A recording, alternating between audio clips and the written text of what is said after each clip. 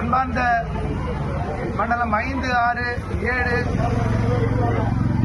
தோழர்களே, தூய்மை பணியாளர்களே, LTC நிர்வாகிகளே, உங்கள் அனைவருக்கும் என்னுடைய மரியாதைக்குரிய வணக்கத்தை முதலில் தெரிவித்துக் கொள்கிறேன்.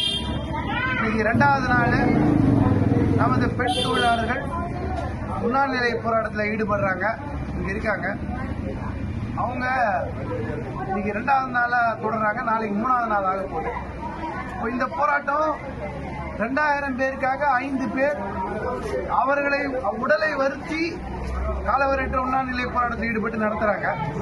இப்ப பாக்கி உள்ள தொழிலாளர்கள் 5, 6, 7 மண்டலத்தில் இருக்கக்கூடிய நிர்வாகிகள், தொழிலாளர்கள் எல்லாருமே வேலை பார்க்க சொல்லிருக்காங்க.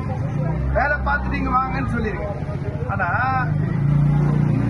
இங்க இருக்கிற தொழிலாளிக்கு சம்பளம் இருக்க போறது இல்ல. பாக்கி எல்லாரும் வேலை பார்க்கணும்னு சொல்லியிருக்காங்க. மதியம் 2 மணியிலிருந்து சங்கம் இரவு சொல்ற நேரம் வரைக்கும் தொழிலாளர்கள் இந்த இடத்துல இருப்பது என்பது இந்த போராட்டத்துக்கு சேரும். அவங்களுக்கு சாப்பாடோ ஜூஸோ டீ காஃபியோ பலம் இல்லை. தொழிலாளிங்க இங்க இருக்கிறது தான் பலம். நீங்க அந்த மரியாதையை கொடுப்பீங்க, தொழிலாளி பக்கத்தில் இருப்பீங்கன்றத நான் உறுதியா நம்புறேன்.